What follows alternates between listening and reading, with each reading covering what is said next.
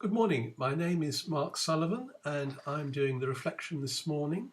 It's based on part of 2 Kings chapter 6 and it's talking about the ministry of Elisha the prophet. So starting at verse 8. Now the king of Syria was at war with Israel. After conferring with his officers, he said, "I will set up my camp in such and such a place." The man of God sent word to the king of Israel, "Beware of passing that place, because the Syrians are going down there." So the king of Israel checked on the place indicated by the man of God. Time and again, Elisha warned the king so that he was on his guard in such places. This enraged the king of Syria. He summoned his officers and demanded of them, "Tell me, which of us is on the side of the king of Israel?" "None of us, my lord the king," said one of his officers. "But Elisha, the prophet who is in Israel, tells the king of Israel the very words you speak in your bedroom." "Go, find out where he is," the king ordered, "so I can send men and capture him." The report came back, "He is in Dothan." Then he sent horses and chariots and a strong force there. They went by night and surrounded the city. When the servant of the man of God got up and went out early the next morning, an army with horses and chariots had surrounded the city. "Oh no, my lord, what shall we do?" the servant asked. "Don't be afraid," the prophet answered. "Those who are with us are more than those who are with them." And Elisha prayed, "Open his eyes, Lord, so that he may see." Then the Lord opened the servant's eyes, and he looked and saw the hills full of horses and chariots of fire all around Elisha.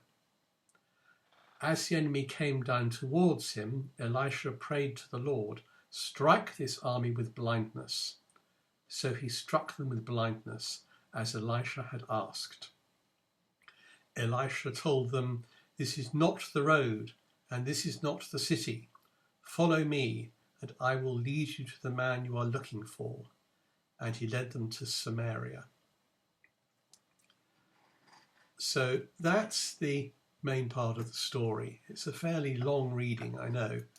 The important point to my thinking today is towards the end there, where the servant cannot see what is actually going on, but Elisha can see and knows the plans of God and knows what's happening. And Elisha knows that the power of God and those on the Lord's side infinitely outnumber those on the side of the king of Syria. And he then asks the Lord to reveal this to his servant, so his servant can have no fear of the situation either. And then the story moves on, and Elisha asks that the men in the foreign army be struck blind, and so he can lead them away and take them where they can't cause any more harm. And that's something which speaks to me very powerfully at the moment. We're at the start of a new year. We have got so many different things we're thinking about and so much on our minds. The situation is really complicated at the moment. There is much that concerns us. There is elements that are less concerning, perhaps, the news as well. So there's so much that could be on our minds and so many complications in life and the world that we can sometimes tend to lose a focus of what God is wanting to say to us. And certainly that applies to me.